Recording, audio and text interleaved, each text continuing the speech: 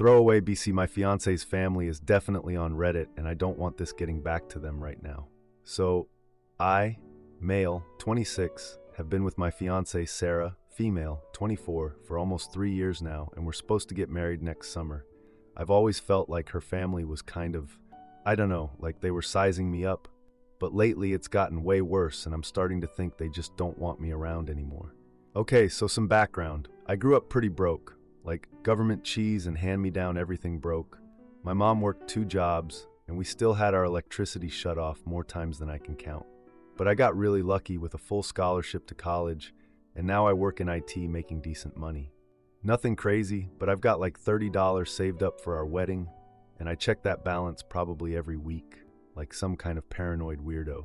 I guess growing up with nothing makes you obsessive about having something, you know? Sarah's family is different. Not rich or anything, but they've always seemed comfortable.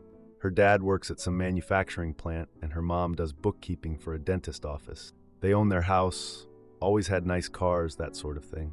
When I first started coming around for family dinners, I felt like they were always watching me to see if I'd use the wrong fork or something. But lately, it's been so much weirder. Like, her brother Jake moved back home about 8 months ago after losing his job at the bank. He's been doing delivery driving and warehouse stuff, which honestly made me feel less out of place because at least I wasn't the only one who'd worked those kinds of jobs. But the whole family dynamic has just gotten awkward. So anyway, yesterday I decided to show up early to help with dinner prep because Sarah's always telling me I should make more effort with her parents. I brought flowers for her mom and walked into the kitchen around 5:20 when dinner wasn't supposed to start until 6. Her mom Linda was on the phone and didn't see me come in. I heard her talking about waiting for someone to figure something out and maybe being more direct about what they need before she noticed me standing there with the flowers like an idiot. She hung up so fast and immediately switched to this super fake cheerful voice, acting all surprised that I was early and commenting on the flowers. But she wouldn't look me in the eye and kept fidgeting with her hair. I asked if everything was okay and she just brushed it off saying it was work stuff. But, I mean, come on. I've been around long enough to know when someone's lying to my face. The whole dinner was just awkward as hell. We were talking about groceries being expensive, and her dad Tom mentioned they've had to switch to generic everything lately. I probably shouldn't have said this, but I mentioned that I haven't really noticed prices going up that much since I started buying in bulk. The look on his face, like I'd just slapped him or something. He said something about how it must be nice to not have to count every dollar while staring right at me. Then this super uncomfortable silence while Sarah's mom gives him some kind of warning look. Sarah jumped in trying to change the subject to wedding planning, but then her dad muttered something about different worlds, and her mom added this comment about how some people are just in different situations. And the thing is, I know what it feels like when people think you don't belong somewhere, but this felt different. The brother Jake barely said anything the whole time, which is weird because he's usually pretty chatty. He just kept pushing food around his plate and looking miserable. Every time I tried to ask him about work or anything, he'd give these one-word answers. When we were driving home, I asked Sarah what the hell was going on with her family lately. She got all defensive and said I was reading too much into things, but she was doing that thing where she won't look at me while driving. I told her about the phone call I overheard and asked what her mom meant about waiting for someone to figure something out. Sarah sighed and said her parents are just stressed about money lately, and when I offered to help if they needed anything, she immediately said no, they'd never accept that. Like, why would they never accept help?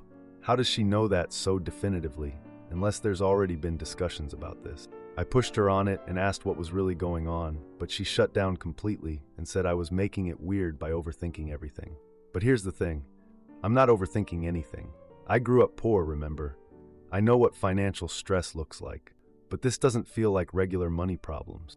This feels like they're mad at me specifically about something money related, and I have no idea what I did wrong. I keep thinking about that phone call. She was talking about waiting for someone to figure something out. Figure what out? And why are they waiting for me to figure out whatever it is instead of just telling me?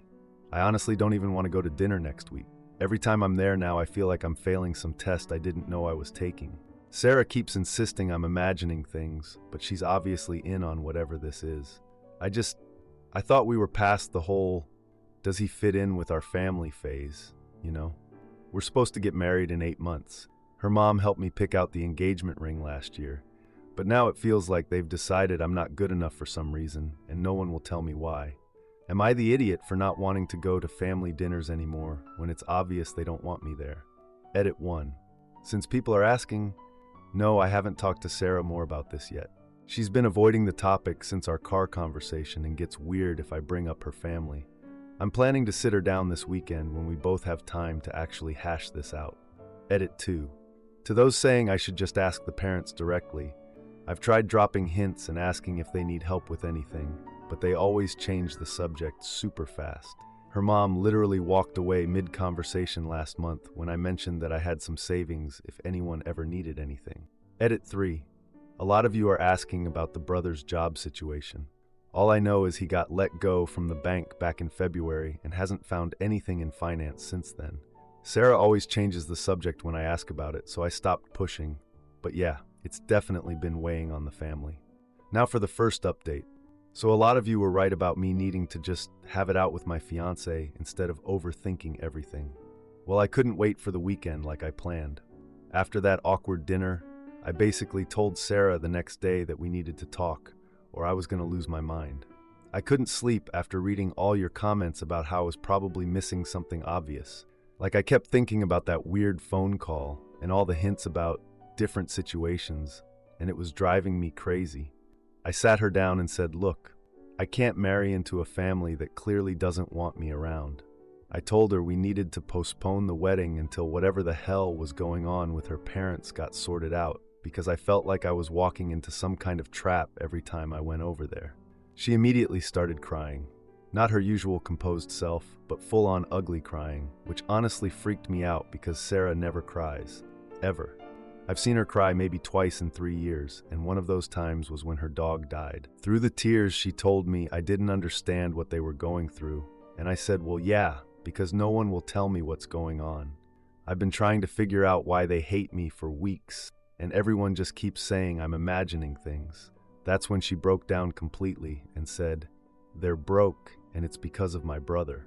And suddenly, everything clicked into place. All those weird comments about different backgrounds and not being able to afford things, and the way they kept looking at me when I mentioned having savings.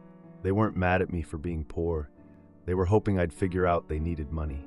But it gets so much worse. The next day, Sarah called me and said Jake wanted to meet at this coffee shop to explain everything, which honestly scared the hell out of me because Jake has looked miserable every time I've seen him lately. So I meet him there, and this guy looks like he hasn't slept in months, just completely worn out. He starts talking, and I swear I wasn't prepared for any of what came out. Remember how I said he got let go from the bank? Well, that was bullshit. He got fired for being drunk at work. Then the same day he got fired, he went to some bar and got completely wasted and decided to drive home. He crashed into a family's car, a mom and her 8-year-old kid. The kid spent 2 weeks in the hospital with a broken leg and some internal injuries. The mom needed surgery on her back and was out of work for 3 months. Jake's voice was literally cracking when he told me this. He said, I destroyed everything they worked for, and started crying right there in the middle of the coffee shop.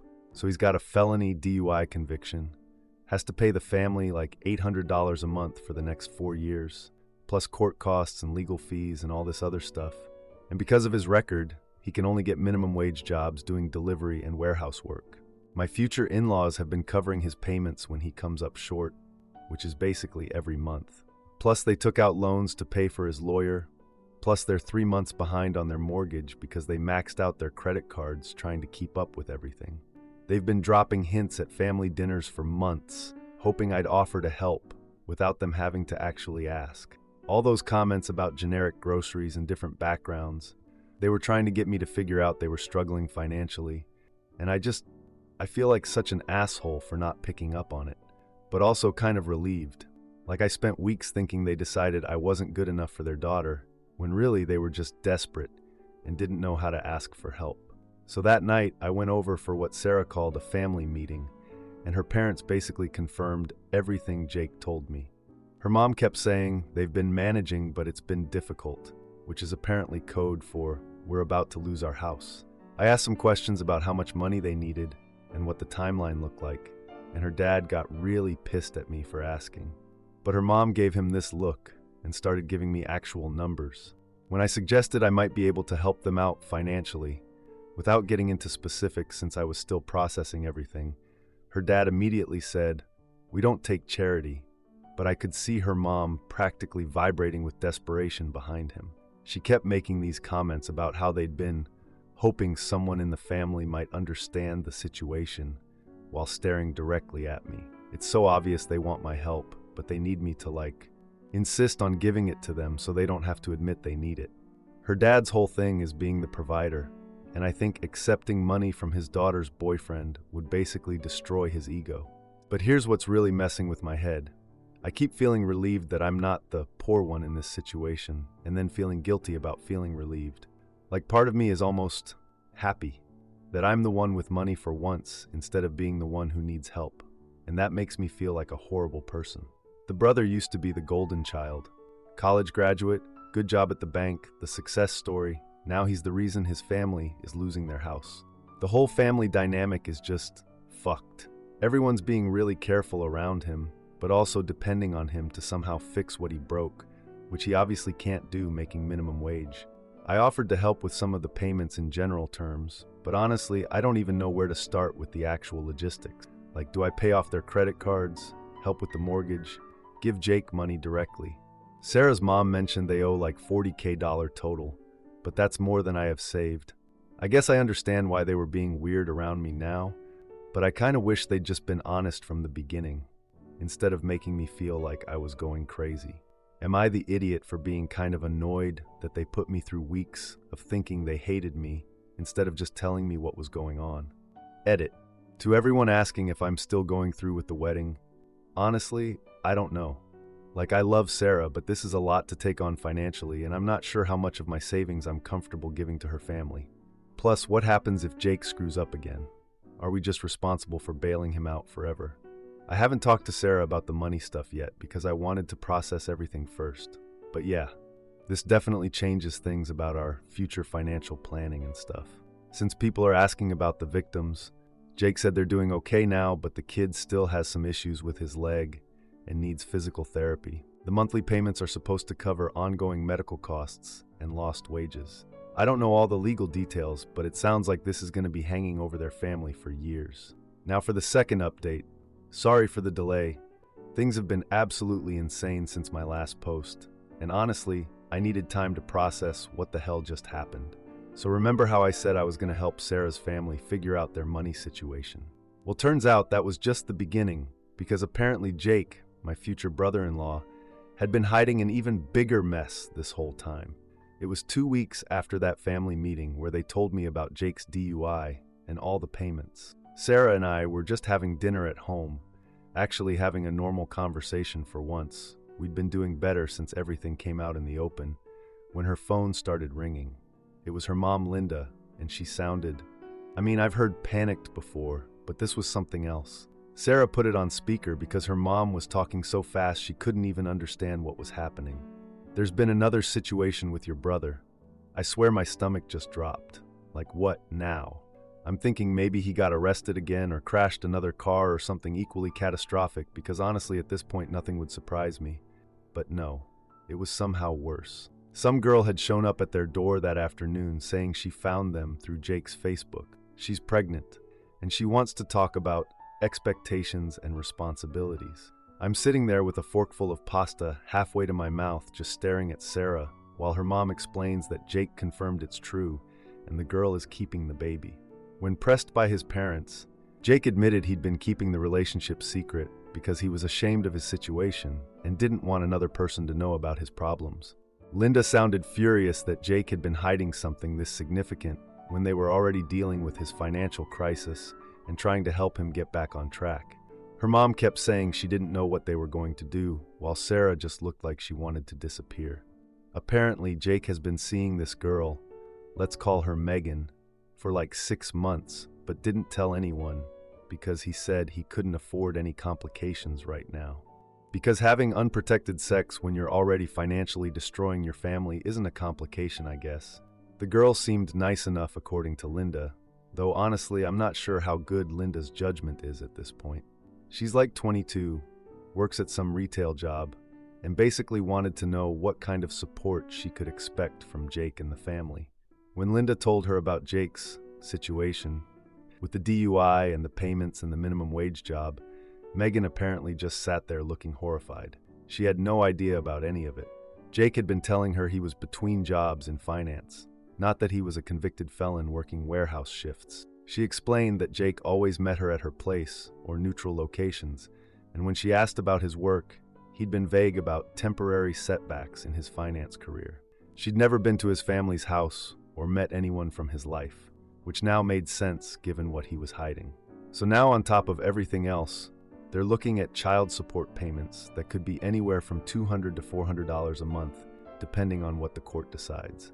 And unlike the restitution payments that end in 4 years, child support lasts until the kid is 18. I asked if Jake was planning to marry this girl, and Sarah's mom got all weird and said, "It's complicated," which probably means no, but she's hoping for grandparent rights or something. The next night they called another family meeting. I'm starting to hate those words. I honestly didn't want to go because I felt like every time I show up to these things, someone tells me something I wasn't expecting. But Sarah begged me to come because her mom said they'd done the math and needed to talk to both of us about something important. Oh boy. So we show up and everyone looks like they haven't slept. Jake looks completely dead inside.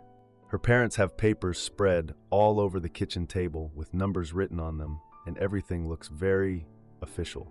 Her dad Tom starts explaining that they looked up child support calculations online, and with Jake making minimum wage, he'll owe around $280 a month, which doesn't sound horrible until you remember he can barely cover his current payments and now owes money to 2 different people every month for the next 18 years. But here's the thing that really got me. Linda looks right at me and says they think Jake needs to get ahead of this situation before it goes to court. They want to help him get stable housing and prove he's responsible, so maybe the judge will be more lenient or something. Then she asks if we could borrow my wedding fund to give Jake a fresh start. Apartment deposit, car down payment, emergency money. Just my entire $30K life savings to fix her son's latest fuck-up. Her dad jumps in with, "We'll sign official loan papers and pay you back once this all gets sorted out." Like that means anything when they're already 3 months behind on their mortgage. And Sarah just sat there looking torn, but she didn't say no. She didn't defend our wedding fund or ask why we should be responsible for this. She just looked at me like, "Well, what do you think?" I told them I needed to think about it overnight, which was true, but probably not in the way they expected. I went home and called my buddy Mike, who works in mortgages. It turns out he'd actually been helping me with a pre-approval application for the past few weeks, something I'd started after our conversation months ago, but hadn't finalized. Mike was able to rush the final paperwork through overnight, and by morning, I had the commitment documents that required my down payment within 48 hours. So I showed up to breakfast at their house. They'd texted asking me to come back in the morning with a folder full of paperwork. I told them I'd made a decision about the money. Then I showed them the mortgage commitment documents. I already put the $30 down as a commitment for a house purchase. The money's legally tied up now. The silence in that room was, wow. Linda didn't believe me at first until I showed her the bank confirmation on my phone. Tom's face went through like 5 different emotions before settling on pure rage. He said I was being deliberately spiteful and that I'd chosen to be selfish. Jake just looked completely devastated. He kept saying I didn't understand how serious this was, that his baby was going to suffer, that he needed this chance to prove he could be responsible. I tried to explain that buying a house wasn't exactly an impulse decision and that I'd been thinking about it for months, which was partly true. But honestly, I wasn't really sorry. I felt bad for Jake and the baby and everything, but I also felt like they were basically trying to trap me into solving problems that weren't mine to solve. And once I give them $30, what happens the next time there's a crisis? Because let's be real, with Jake's track record, there's definitely going to be a next time. Multiple people started talking at once and it got really heated really fast. Sarah's mom saying I was abandoning family in crisis, and her dad saying this proved I wasn't really committed to being part of their family. Jake saying I had the power to change his whole life and I was choosing not to. Sarah finally spoke up and said maybe we should all take some time to cool down. But I could tell she was upset with me too, even though she was trying to be diplomatic about it. I left while they were still arguing about whether I could somehow back out of the mortgage commitment. I can't, and wouldn't even if I could. I turned my phone off that night because I just couldn't deal with any more chaos. Big mistake. When I turned it back on the next morning, I had 31 missed calls. Linda had apparently called every relative she could think of and told them about their emergency and how I refused to help despite having the money. I've gotten calls from people I've met maybe twice at family gatherings, all telling me that family comes first and I'm being selfish, and how could I choose a house over helping a pregnant woman and a baby? One of Sarah's aunts left a voicemail saying I was showing my true colors and that she always knew I wasn't good enough for Sarah. Another cousin texted me this long rant about how people like me only care about money and never learn what real family means. The thing is, I do understand what real family means. I know what it's like when everyone has to sacrifice for each other. But my mom never asked her boyfriend to pay for my mistakes. She worked 2 jobs and we ate ramen for months to fix our problems ourselves. This feels different. This feels like they see my money as the solution to everything and they're mad that I won't hand it over on demand. Sarah's barely talking to me.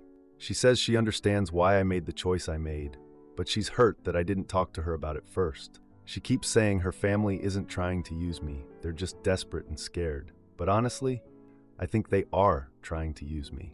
Maybe not maliciously, but they definitely see me as their get-out-of-jail-free card. And if I give them this money now, I'll never stop being their emergency fund. I don't know what this means for our wedding or our relationship or anything. I love Sarah, but I can't be responsible for fixing her family's problems for the rest of my life. And I'm tired of feeling guilty for not wanting to give up everything I've worked for to bail out someone who keeps making the same destructive choices. Am I the idiot for protecting my own financial future instead of helping my fiancé's family out of another crisis? Edit. Since people are asking about the house thing, yes, it's a real purchase. I've been casually looking for months, and when this situation came up, it made sense to move forward with something I was already considering. The timing wasn't coincidental, but the decision wasn't purely out of spite either. To those saying Sarah should have backed me up more, I think she's genuinely torn between her family and me. Her brother is basically the family scapegoat now, and she feels guilty about his situation, even though none of it is her fault. But yeah, it hurt that she didn't immediately shut down the idea of giving them our wedding money. A lot of you are asking about the pregnant girlfriend. From what I understand, she's not asking the family for money directly, just wants to know what kind of support to expect from Jake. But obviously, if Jake can't pay child support, the family will end up covering it just like they do with his restitution payments. So in a way, it becomes their problem anyway.